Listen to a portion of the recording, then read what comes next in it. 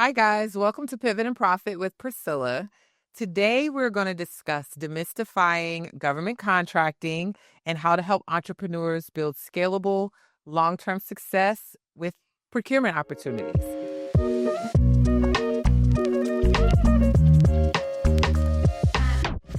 I'd like to welcome my guest, Jackie P. Taylor, the founder of Boost Strategy Group. Thank you, Jackie, for coming in. Thank you for having me. I'm looking forward to this conversation. I'm excited. Could you introduce yourself to the viewers and tell them what all you do? Sure. As you mentioned, Jackie P. Taylor. I'm the CEO and founder of Boost Strategy Group and Business Boost Society. And we focus on economic lifts with a hyper focus on entrepreneurship and workforce. Our job is to just make sure that all of this opportunity that comes to communities, that the residents and business owners benefit. Yes. So let's start with how you got started in this space. Tell us what inspired you to leave Ernst & Young and launch your own business.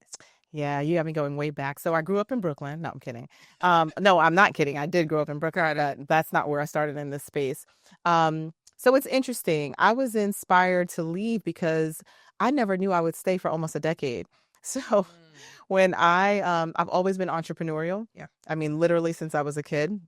And so I've always had this vision of doing things for entrepreneurs. I think part of the reason I stayed as a partner there, I enjoyed my work. I loved the impact we were making, both on the commercial side and as a partner in government and public sector.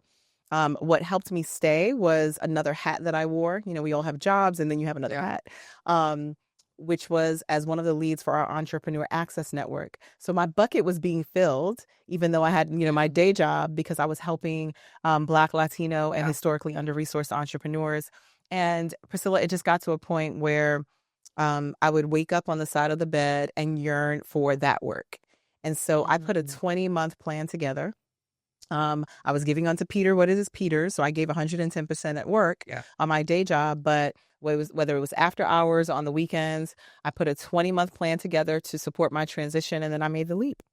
That's awesome. I talk about I started my business while working for Accenture, but in IT. But a lot of people always discuss quitting their job and starting a business. And I'm always like, that is not the way to go. Yeah, you need a soft landing. Like I said, I put a 20-month plan together because if I was 20 years younger, then perhaps I could have done that. Yeah. But, when you have children and your mom and dependent on you, and even the dogs and the guinea pigs, I have a lot of people dependent on me. Exactly. It still was taking a risk, but I had to calculate it. So tell me about your younger self. Growing up in Brooklyn, what was the thing that inspired you to become an entrepreneur that started this leadership role for you? Yeah, so I talk about that in my book, Give Me a Boost. Yeah. I think I was very much inspired by my parents. My dad, I talk about in the book that they used to call him shoe booty because he was so poor. He wore one shoe and one boot, but he was very enterprising, with his paper routes and things of the like. So that was something that he instilled in all of his girls, right? The need for entrepreneurship. And I literally tell the story of, so back in the day, I'm really dating myself. We used to put the radio in the car, and because we were in Brooklyn, we'd have to take it out when we got to our destination. But there were these little plastic bags that they were in, and so the store around the corner from me threw away all the disposable bags that the car radios came in. Well, I saw a treasure. And so I get my best friend at the time and I go door to door and I'm like, don't you want to buy this amazing multi-purpose bag? Young entrepreneur. And, I definitely made, it was only $1, but that was a lot, And then I had some people who were so happy that I was being enterprising. They were like, you keep your bag, but here's $5 or here, So I think that started that bug. That's awesome. That's awesome. What's the most unexpected thing you've learned on this whole journey so far? I'm just pausing at the unexpected part. The most unexpected thing that I've learned on this journey, I'll just say what's popping up into my head. I always knew I was impatient. I didn't realize how. So that's why I'm like, was it really unexpected, Jackie? But I've learned how impatient I am. And we're going to talk about government contracts, and impatience and government contracts do not go together. And so, that's probably one of the biggest lessons. I feel like my kids, I feel targeted because even if I'm driving somewhere, I'm in a rush. Like I need to get there. I'm just, and like you said, government contracts, It's a waiting. I'm literally waiting right now, stalking my email. Like, just The respond. patience of Job's. It just illuminates. It's gotten me closer to God and the Bible because now I can relate. Yes. Right. So yeah, I agree. That's it. So let's get into government contracts. I we started with the laundromat. Laundromat was not making money, so I decided to look for another customer base. Decided to go to the government. It seemed secure, it seemed scalable. So I said, "Hey, why not make the government my customer?" Mhm. So, like, what do you think about government contracting being a game changer, especially for minorities and underserviced businesses? Right. Now, did you, because I want to use your experience as an example, did you go to government contracts with a brand new industry or with your laundry business? Laundry. Okay, Yeah. excellent. So you are an example of what I tell entrepreneurs. I tell them to constantly, because first I look at, your business model and the Yeah. health of your business model. Mhm. And I talk about what's called the 4 C's. So we'll start there, right? Yeah. You look at your revenue streams just so that you make sure you have cash flow for cash flow purposes, but also to mitigate risk. Okay. So why do I say that? I say that because people who did not look at their revenue streams and where the money was coming from during the pandemic Yeah. suffered. Because if they had really evaluated their revenue, they would have realized that they were hyper focused on consumer Yep. in the door traffic and not looking at corporate contracts or maybe e-commerce traffic, right? So Mhm. that's this to set the table. I look at the 4 C's. Mhm. And so the first C are your consumers. Every single business can find an individual consumer to work with, Yep. right? The second C are your corporate clients. Yep. Every single business owner can figure out a way to bundle or package your products or service to make it more attractive to a corporate client. Yep. The third C are contracts, but government contracts. Mhm. And so I love what you did because you didn't just say, I'm going to get out of this laundry Yeah. business. You likely recognized, you know what? Group homes use laundry. Geriatric homes need laundry done. The Department of Justice, right, for corrections and Yep. Department of Corrections, they need laundry. And so you translate your capabilities Yep. into what makes sense in the government space. And I'll tell you the fourth C. The fourth C is collaborations and alliances. People are always trying to talk about getting to the bag. I tell them to get to Yeah. the bundle. Okay. Partner with somebody else, create a collaborative alliance, Yeah. and work together to really get to the dollars you need. I love that. Yeah. That's awesome. When you talk about the different industries that we were able to move into, what are some of the industries that you see people missing out on the possibility of selling their services to the government? I am so glad you asked this question because right now, you can tell I'm self-diagnosed ADHD, right? Because I'm seeing all these visuals. Tradepreneurs. So tradepreneurship. If you are an electrician, if you are a contractor, general contractor, extermination. In our community, Business Boost Society, we have an entire community of exterminators, people who do extermination services and things of the like. We have all these events, these large scale events coming to the US, right? We've got World Cup, Mhm. you've got NASCAR, you've got, we always have a Super Bowl, right? And things of the like. And people love to talk about how much money is brought to their city Yeah. or town as a result of it. How much of it are you getting? How much of it are the residents actually benefiting from? And so when you think about the industries, when they have these events, they're going to need people to clean it up. So janitorial and cleaning. They're going to need extermination services, floral services. Right now, cities are preparing for World Cup 2026. Yep. They're doing street beautification. So they're going to need electricians and contractors and things of the like. So that's where I think so many people are trying to shoot for these more glamorous industries, and they're underestimating the value of some of the brass tacks industries that have lasted a lot longer than the others. My sister makes t-shirts and I'm telling her, like, FIFA's coming, people are going to want a t-shirts, or everybody can't go spend money on expensive jerseys. So just to have a shirt with their favorite player on it and things like that, I'm telling her, sign up, like, offer your services. Sometimes the smallest services you think. Absolutely. And if she's anything like you, she's probably creative. Yes. So I would There. say find something that is catchy, trademark it, and then make that part of your shirt because then you can produce it, someone else can produce it. Yeah. Intellectual capital is something that we also underestimate. Let's talk about different contract sectors: federal, state, local. Can you tell us the difference between them and where should new entrepreneurs trying to get into the game start? Okay. So I would say, and I'm going to directly answer your question, but I would say start by getting your mindset right because we have folks in our communities who are so fearful that it is going to impede them regardless of which segment of the government contracting population they look at. So if you don't get your mindset in the right space, if you don't eliminate the fear, you can't be funded. Yep. So that's brass tacks right there. But when you do get to that point where you're ready, there's absolutely a segmentation. So there are federal contracts that is at the federal government level that are available. And then there are SLED contracts, which are state, local, and education. Yep. So any state that you're in, think about where you are right now. What state are you in? That state has a myriad of government contracts and dollars available, right? And then you look at what city you're in and what county you're domiciled in. Those are two separate broad client bases, right, available to you. And then on top of that, you have the education sector. You have K through 12, like your local school districts, and then you have higher education. So the state and government institutions, right, state and city universities, but then you also have private universities. Yep. Those are all opportunities from a government contracting perspective. We see contracts all the time. Kennesaw State specifically is looking for laundry machines to put in their dorms and things like that. I have a home healthcare agency, and they're always looking for they contract out the nurse that they put in the schools and things like that. So it's, again, people don't realize that their businesses can profit or have a different customer base than what they're used to. Absolutely. So I want to talk a little bit about I came across, so I'm mostly in the federal space. I'm trying to transition into the local space. I come across different types of contracts, and I know people start in certain spaces sometimes and then they expand to other spaces. Like for me, we're in laundry, but we see contracts all the time in janitorial. Can you tell me some contracts that you've either been a part of, the types of contracts, the size of the awards and things like that, just to give viewers an idea of like how big this can get or how small it can start? Right. There are literally $100 million contracts over multiple years.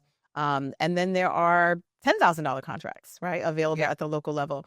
There are thresholds. So on the state and local space, many cities, for example, may have a threshold where they can get a bid or find a vendor, and you don't have to complete an RFP. So it's non-competitive, and that's their thresholds. For certain counties, I know I just did a session for some entrepreneurs we trained on government contracting, and one of the guest speakers said, our threshold is $17,500. If you can offer a $15,000 product or service, when we put out that RFQ, we can give it to you without going to market for it, right, for a broader bid. And so there are smaller contracts.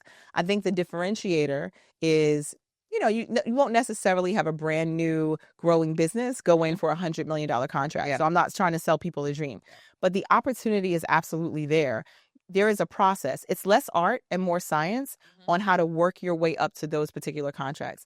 And I'm not even saying everybody has to start at 17.5.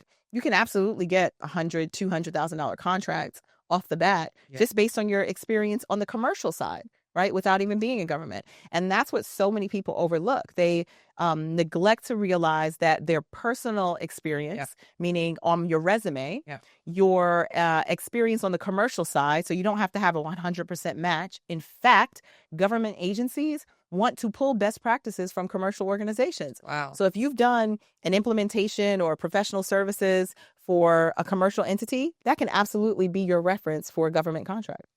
That's definitely an eye-opener. I know when I first started contracting, I kind of skipped the state side because they were looking for so much past experience and didn't realize that having my laundry business was my past experience. Having business experience or just my resume could have been used as past experience as well.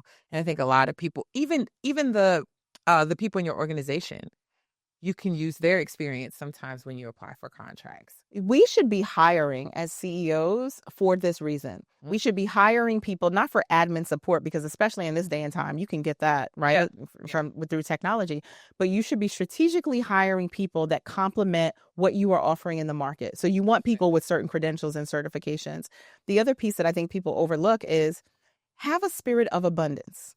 You asked about, what is the size of the prize, the addressable market. The addressable market for government contracts is in the trillions. if you add federal and state and local. Yeah. I think last year, small businesses got $183 billion in government contracts, and that's just on the federal side. That's just what's going to the small businesses. Yeah. And then you've got a bunch of different budgets in every city, state, county across the country. So step one is have a spirit of abundance in this. And the reason I say this is because so often there will be a bid that comes out and people have their hands closed and they say, wait, I want to make sure I can do this and only I can fill that. If there are capabilities that I have, and then I realize, you know what, Priscilla's organization does this, I'm going to call you up. I'm going to write it in, put it in writing. We're going to do a teaming agreement and we can go for that bid together. Yeah. Instead of going for, I'm just using a generic amount. Instead of $100,000, okay, it's $50,000. But guess what? Now both of our organizations have a call that we can use for bigger opportunities. I think sometimes as entrepreneurs, there's this fearful mindset of losing if you share. And it's like you just have this fear, like, I don't want this to be taken from me. Or I'm also like, I don't know if it has to do with me just being like a firstborn or whatever, but I have this mindset like I have to do it all. I have to figure it out myself. Yeah. And teaming, sometimes it's just not. It's antithetical to what you're accustomed to. Yes. But that's why, Priscilla, I started out the conversation with, we have to get rid of fear because fear and funding cannot live in the same space. Definitely. And I think everything that you're mentioning is not just you. Some of it is cultural. Some of it is how we grew up. Yes. You know, and so one of the reasons I created Business Boost Society, it's an online community for entrepreneurs, free, and we actually have a mental health neighborhood.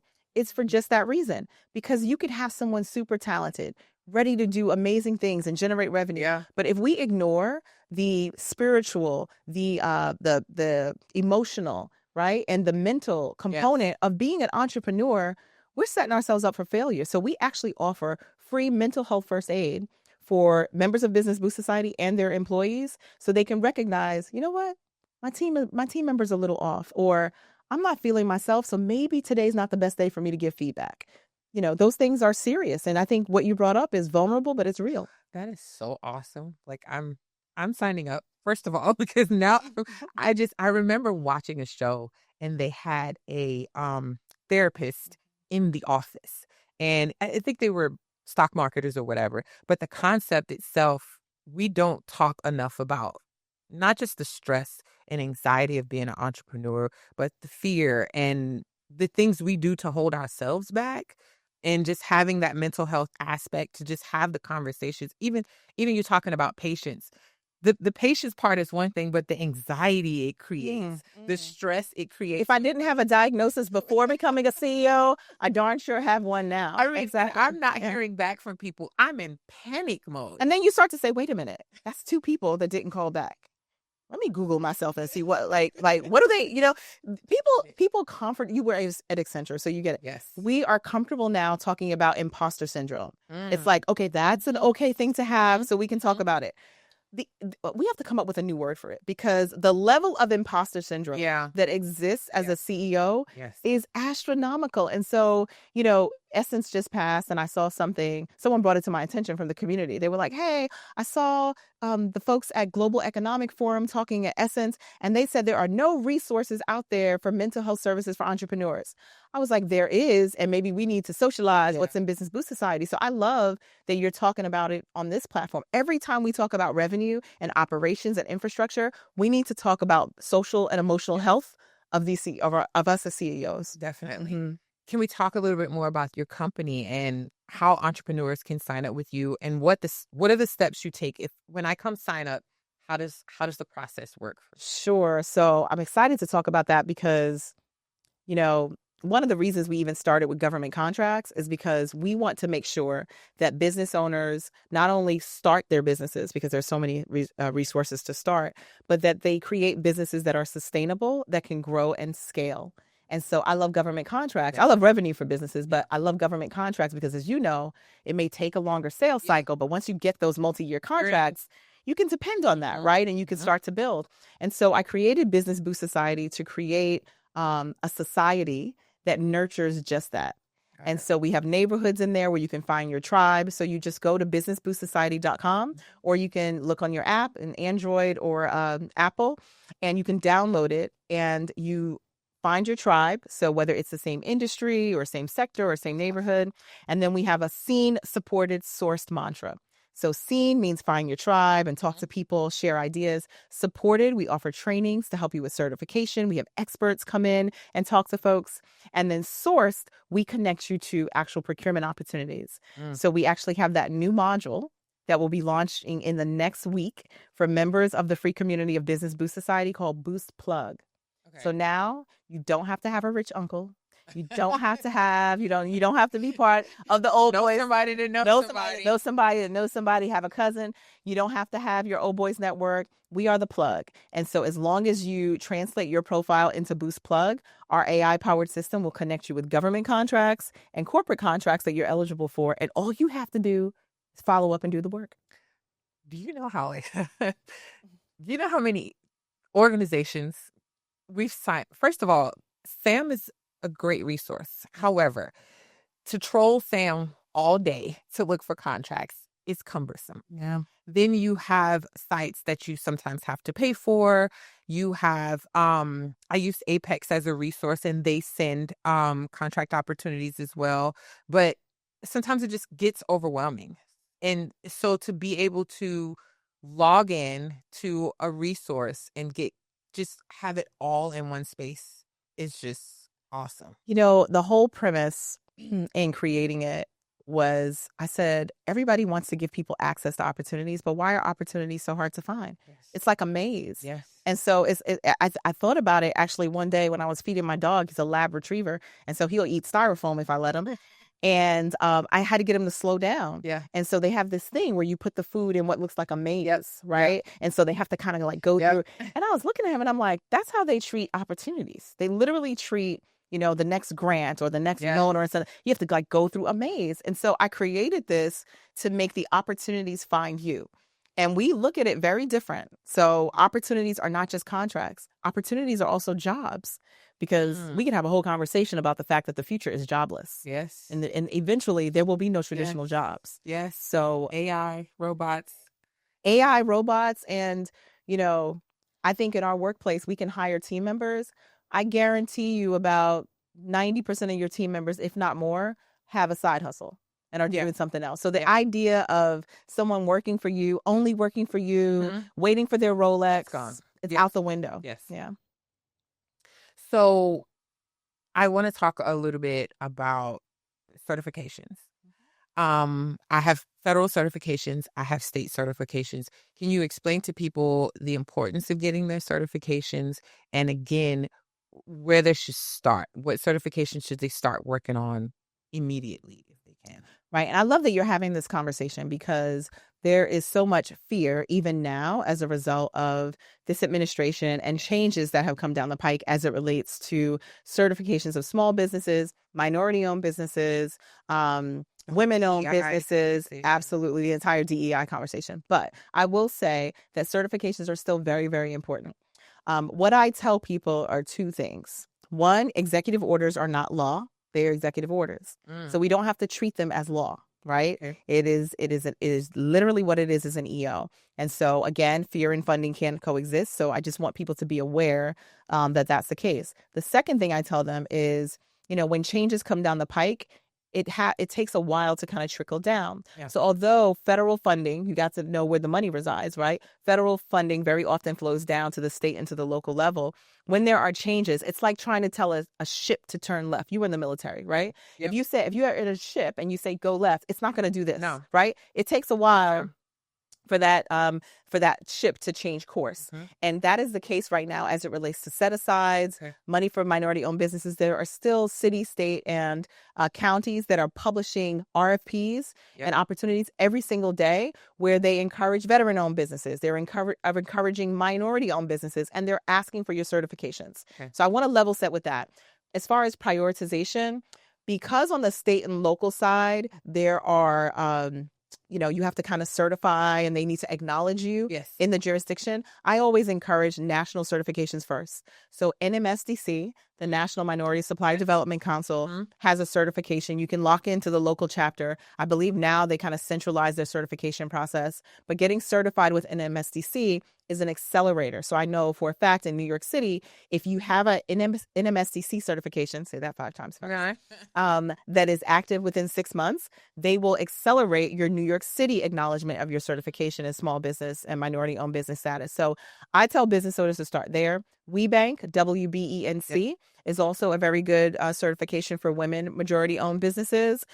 Similar reciprocity exists across the country. So having those national certifications can often help accelerate your acknowledgement in other geos. Got it. So I applied for my own certifications. I did all my certifications myself. Woo! I looked them up. The price was kind of high. We were low on funds. So I saw WeBank, but I went and I did my woman-owned at the SBA. Okay. I did my service disabled veteran-owned certification.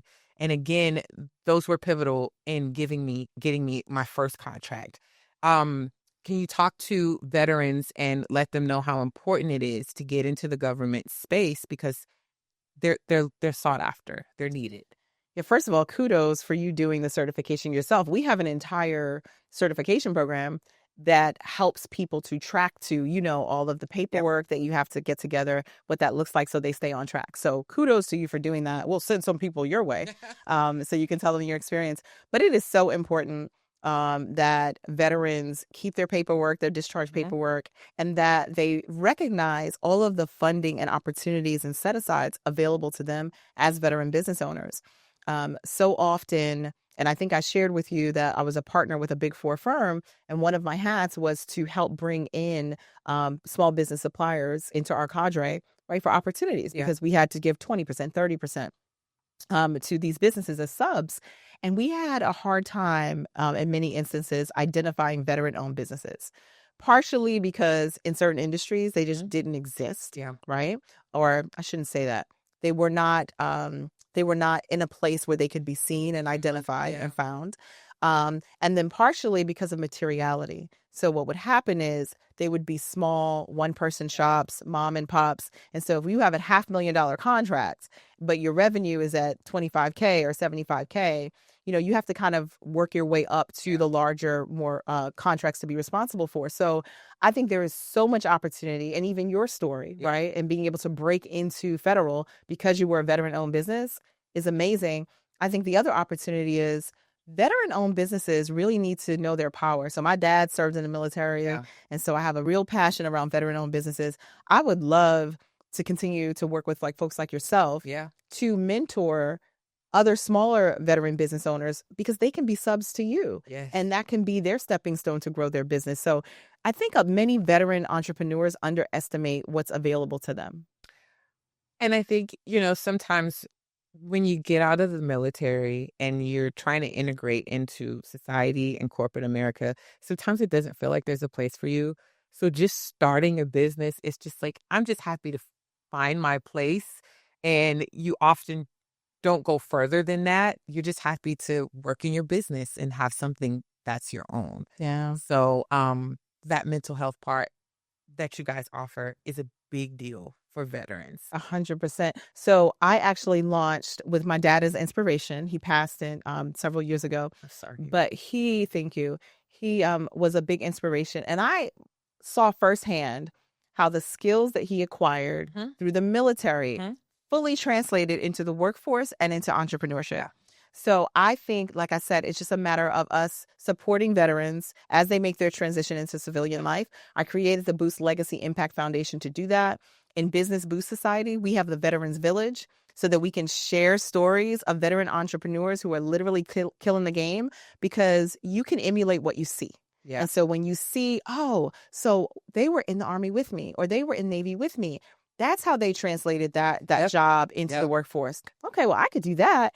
It'll be easier to support that. And just talking about the transfer of skills, not just job skills, the discipline, the timeliness, like all those things that we took for granted because we got up at 4 a.m. If you're late, you're early. If you're early, you're on time. If you're on time, you're late. Like what's the... It's just things that are ingrained in us, but we don't realize how that translates to the business space. And other people recognize that and they seek that. Right. And it makes better for better employees. Like even the transition programs into new job opportunities, that's one of the things they tout. Look, you have somebody who's disciplined. The following skills they acquired in the military, they can acquire here. They're a fast learner.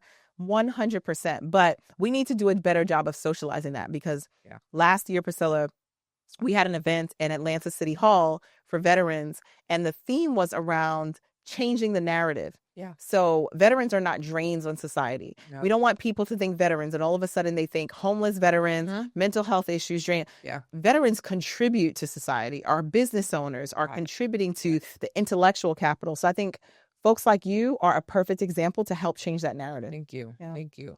I've often heard, get to know contracting officers, reach out, take them to lunch. It sounds good, but it's not easy. I've tried to reach out to contracting officers, and for reasons that I believe surround just the fairness of contracts and how they don't want to dilute that or make it seem unfair. They don't. It's not really that type of world that people make it seem. So even on the state side and the local side, how do you get in those spaces? How do you Hi, nice to meet. I took my kids to DC. I went for a veterans program. And while we were there, they said, "Hey, you're in DC.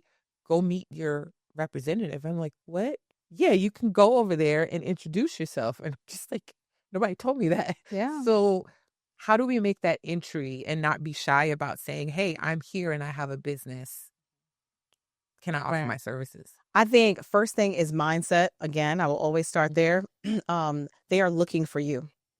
They are looking to have this conversation with you, and they can't find you. So when I left the corporate world, part of the motivation was because I was meeting with governors and mayors and bank leaders or investment leaders who would say, "We have this great program. We have this great incentive. We just put out a bid. Nobody responded. We want the businesses to come, but we can't find them." So imagine how frustrating it was that I would have those conversations in boardrooms, and that I would work and mentor entrepreneurs who said, "I can't find the funding or can't find the money." And so there is a huge disconnect there. So I think the first step is to realize that these funding officers and these contracting officers are looking for you. Yeah. Help them do their job. Yeah. In Business Boost Society, we make connections. And so we'll have procurement leaders or others have conversations. You are absolutely right. In government, once something is on the street, there is a blackout period. So you cannot talk about those opportunities. Yeah. So the key is to have these conversations early and often. If you've met with the chief procurement officer in your city or county, if you've met with the IT lead around strategic initiatives that they're working on, they can absolutely, in fact, some of this stuff is published. They can absolutely tell you the initiatives that they intend to embark on, so that when it is published, that's not the first time you're seeing it. Got it. And that's not the first time they're seeing or hearing your name. Got it. Yeah. We talked about patience and perseverance. Can you set some expectations for people? How long does it take to get a government contract? Either on either side, federal, state, local. What should you be prepared for? And while you're waiting, what should you be doing? I'm going to tell you like the kids, a long periodically time. So it depends. And I hate that typical consulting answer, but it does depend. So I mentioned some of the low threshold opportunities. Some of those can be a matter of weeks, right, where they need to procure, especially if they have an urgent need for opportunity for services or products. During COVID, the pandemic, they had emergency orders, and so it helped them accelerate.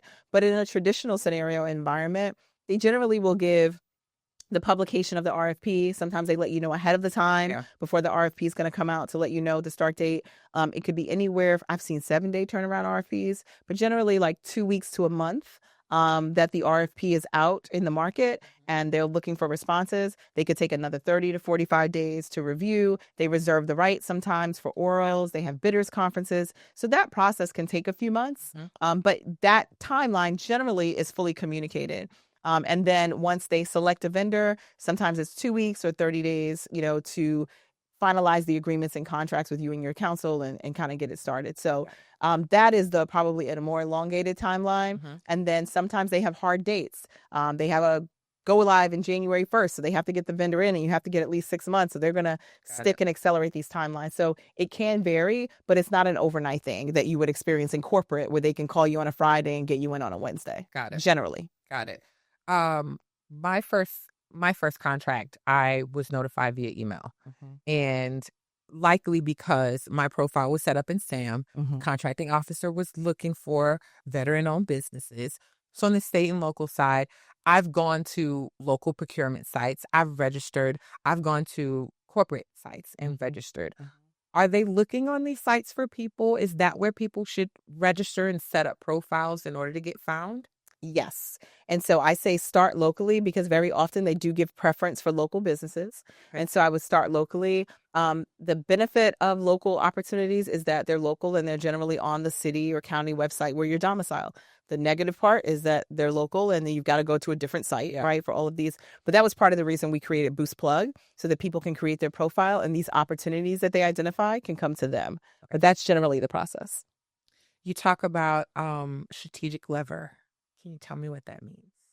So strategic leverage refers to how you're partnering, right? How you're looking at your products and your services and how they resonate in the market.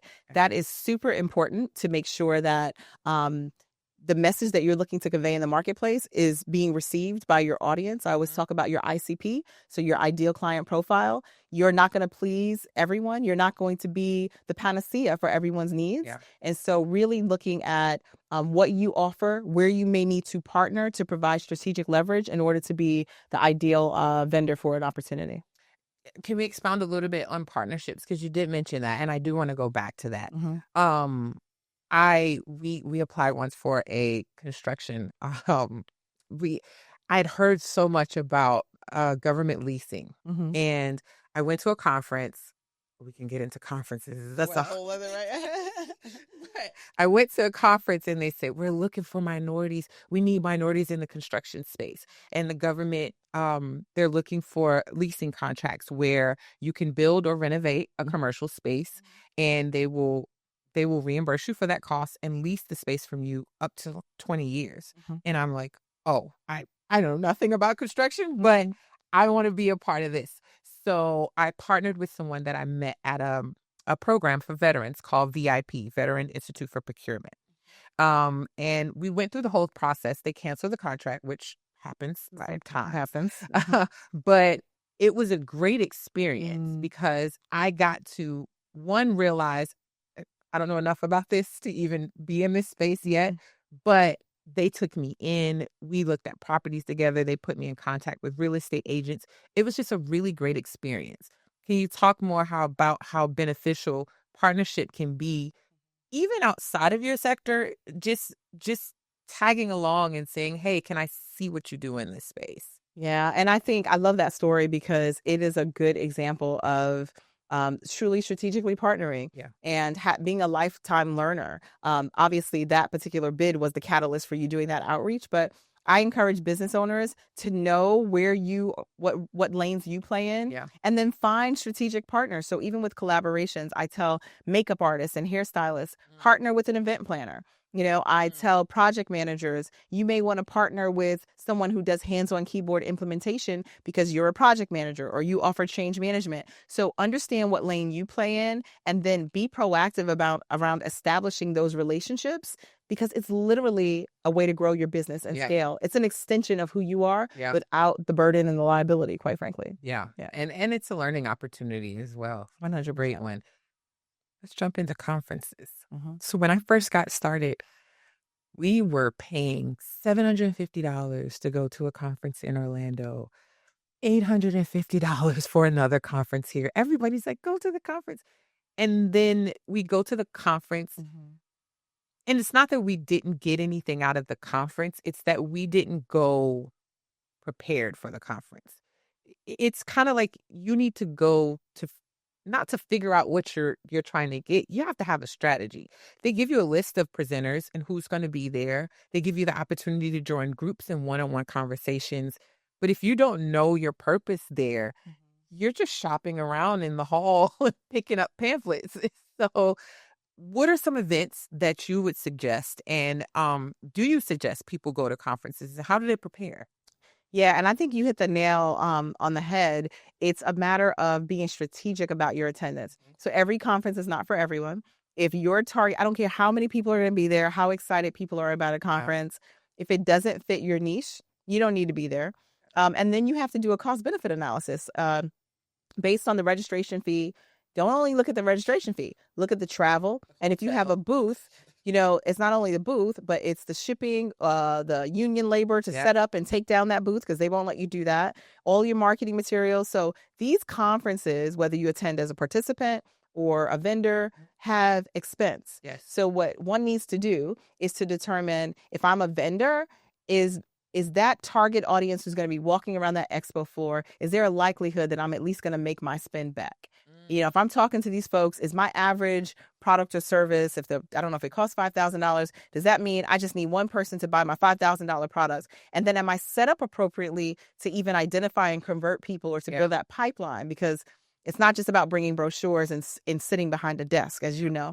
So that's one way. I think the other way to prepare is what you talked about, which is these conferences. If you're just registering as an attendee, don't just attend the workshops and sessions. Be strategic. I'm attending this workshop because the panelist is someone I want to talk to, right? And that I need to connect with. And here are the 2 or 3 corporations or government partners that I need to get in front of to have a strategic conversation. And it's easier for me because they're from 3 different geographies and I'd have to pay for travel. Now, if the same people who are in your state or local government are at this event, those shouldn't be the people you're targeting because you can talk to them on an everyday basis. So I always encourage people to be strategic. And to your point, do you have your capability statement?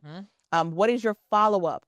The follow-up is the death of most conferences because they walk out like they're collecting business cards like Girl Scout badges, and then they never call them back. When I was at Ernst & Young, I would work at the vendor booth. We had like a 20 by 20, and I would talk to people, and the majority of the time, maybe 1 or 2 people would actually follow up substantively. So I could have a conversation with them. Oh yeah, but I knew that there would be a handful that would actually follow up. So you have to go to a conference knowing that. What am I going to say so that this person remembers me? They remembered my yellow shirt, or they remembered that I walked up to them and I said, I love your shoes. I have the same shoe. So come up with something so that I can remember you because I talked to 150 other yous. That's awesome advice. That's really awesome. I like that. Like, make an impact even in a small way. So then when you reach out, say, hey, I was the girl that whatever, and they can remember you. I'm going to give you an idea, but you can't steal it. So you can steal it. So one of the conferences that I went to, we were sitting, it was one of those meet and greets at the table. So, you just kind of swap speed dating at the table. And this one young lady, we went around to introduce ourselves, and she's from LA. And so she pulled money out of her $100 bills out of her bag, and she threw it on the table. She said, I'm here because you're throwing money out of the window. That whatever she said, I just remembered her open. And I was like, they look so real. And she's like, oh, I'm in LA. We have fake money everywhere. So I was like, I'm going to use that idea because you can translate it to your business. That is a perfect example of a winning, memorable intro. They're not going to forget her. So in my experience, it's attending some of these conferences. I spend a lot of money, thousands of dollars, paying for hotel fees, travels, things like that. I met contracting officers. I met procurement officers. I did not always follow up. And again, that was just because I was just green in this space, and everybody said attend. Nobody said what to do after that. It's true. But just happy to be here. I know, we're here, and it's so grand, and you're just in this space with so many people that it's overwhelming sometimes. But some of the best advice that someone gave me was to take what you do and find the agencies that spend the most on your services. So pick maybe 2 to 3 agencies that spend the most on laundry for me, or give the most contracts to veterans. For me, that was the VA, that was DOD, things like that. And so I now attend conferences that they have. I now attend conferences looking for those people because I know they spend money on my services. So can you give any other advice to entrepreneurs that have a niche and they're about to attend these conferences, maybe on the state side, when you're talking about hairstylists and things like that, what to look for and where they should focus their efforts? I think that advice is golden. and just following that advice. And what it lends itself to is the importance of doing research ahead of time. Mm-hmm. So when you were in the job market, you wouldn't necessarily be in an interview and get caught with that age-old question. Do you have any questions about our organization, right? You're going to make sure you do your homework. I know that now. So you have a question. And I think it translates into entrepreneurship. Like you want to make sure you go. I can't tell you how many vendors go to these conferences and they just throw the net out. They don't know the spend of these organizations. They'll ask around something where that's not even the focus of their spend. And so I think that the advice that you gave based on your experience is golden. The only thing I would add to that is just know the difference in your conferences. So there are conferences that are literally set up to connect you to dollars and opportunities, like matchmaking sessions. They're more hardcore. Yeah. And the people attending come for the purpose of talking about that. And then you have other conferences that I dub, they say they do some of that, but they're really for relationship building. And I think going in and knowing the difference between those conferences makes all the difference, because I have been to those relationship building conferences and we're literally playing golf or there's a bowling activity. And that's really, you don't talk business during those. You're literally just learning. You got kids? I've got kids. You went to this school? I went to this school. Oh, I moved recently. And you're building relationship. And then obviously it's business, so we know that. But by the time you leave there and you follow up and you actually have to talk business, you've actually built a relationship with that person. And I think people recognizing and not going to a relationship conference, Priscilla, and so let me tell you about my bit. Yeah. It's like, this is not the vibe, So you just got to know the vibe and the purpose for the conference and go in accordingly. I just had the aha moment. That's how you build relationship with contracting officers. That's how you get to know them. Got it. Where do you find these conferences? So, shameless plug, but the National Forum for Black Public Administrators is an amazing organization. Okay. And we are a corporate member. We're on the corporate council. And I love it. It's sort of like you want to share, but then you want it to keep that same intimate feeling. But it is really an opportunity. And I think that, I'm in the New Jersey chapter as well as the MAC chapter in Atlanta. And it's such a great organization because it's primarily public administrators. So if you're a corporation that's a part of it, you get to build relationship with public administrators. You get to see what their challenges are. You get to see what they're dealing with in this new administration and how that's translating. And that type of insight is invaluable. That is awesome. I'm definitely going to look at that. And at APA, look it up. Okay. And mentioning the new administration, can we talk a little bit about the changes we're seeing and how confusing it is? For example, I think one of the changes came out about the federal government has a minimum wage requirement. And I've seen where that's been abandoned in some spaces. And I'll even look at contracts and it'll say, this is a suggestion, not a requirement. And so I'm like, what does that mean? Like, and again, as a small business owner, that was a tough thing for us because most of the contracts we bid on are lowest price out the gate. Okay. So if you're now telling me that I have to pay all of my employees $17 an hour, I necessarily lose the opportunity to compete on price with a larger company because where they might have bigger machines and it will cost them less to process this laundry, we have smaller machines and now we have to spend more to pay our employees. So can you just talk a little bit about how to navigate these rules? Where can we look for guidance on things like these? Yeah. So I think that comment that you made earlier around, when you're on Capitol Hill, go visit your representative. That's where that comes in, because where there are those discrepancies and inconsistencies or barriers to small businesses being able to compete, that's where we want to be part of those conversations. So I think our creation of Business Boost Society was partially working to solve that problem, because you can't function in this space, corporate or government, in a vacuum. So you need to be able to have conversations like this to talk to and there are multi-million-dollar business owners, large-scale business owners that are in Business Boost Society. So being able to, be part of that conversation. How are you guys handling this? What are you doing for this? How are you addressing this? We have manufacturers that are talking about tariffs impacting their bottom line and their prices and things of the like, or their revenue. And so having those discussions and being able to share insights, you have to have that sort of environment. That's what associations are supposed to do in our chambers. Yes. But we created Business Boost Society because it's a very focused discussion. So I think I think that's the number one thing. And quite frankly, that's what I miss from being part of Big Four, because you would automatically get those market updates and you would join those calls. And that was all the insight you needed to be able to speak intelligently in the market. As CEOs, we don't always can afford someone to kind of like give us our talking points and trends. So we have to be deliberate around our associations. Everything seems so unpredictable now. Oh, that's the only thing that's predictable. I know. And what is your advice to the entrepreneurs? Like, it's scary. So now we're adding fear and anxiety onto the situation. Every time we turn on the TV, something's changing. And, I know me for one, I'm afraid that my certifications aren't going to matter as much anymore. I'm afraid, is my industry going to slow down? What is your advice for current entrepreneurs in this space and for new entrepreneurs that are getting into it? Yeah, what I say is you are a business owner before you are a Black business owner, a woman business owner, or a minority business owner. You are providing a viable, valuable product or service to the marketplace, period.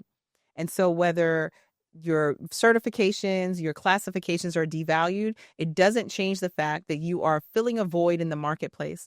And I think that we as CEOs need to absolutely own that. The other thing that I encourage is, I'll just reiterate, not embracing fear and knowing who you are. In the toughest of times, millionaires were been made, multimillionaires. Some of the best ideas have come during times of mass depression, right, and suppression. And so I encourage myself by remembering that, I'm not buying into this sentiment of despair, and remembering that during the toughest of times, pressure makes diamonds. And so during the toughest of times, the greatest innovations have abounded. And so I embrace that as I walk into every day. And that's what's going to hopefully get us through this. I love that you said that. I remember in 2008, I lost my job. I worked for a real estate company and I lost my job. And that's when I got my job at Accenture. And I remember watching how all these people became millionaires during that time. And I said, I'm never letting this happen to me again. And then I started both my businesses in the pandemic and it skyrocketed. My husband retired from Delta.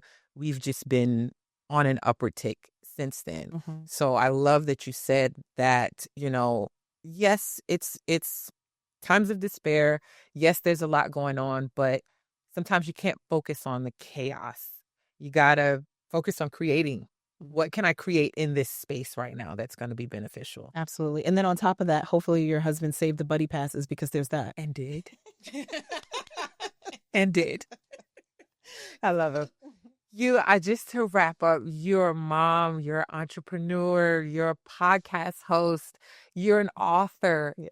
How are you juggling all of this, pun intended, on your podcast? Yes. And what advice can you just give to women that are juggling children, family, business, things like that? Yeah.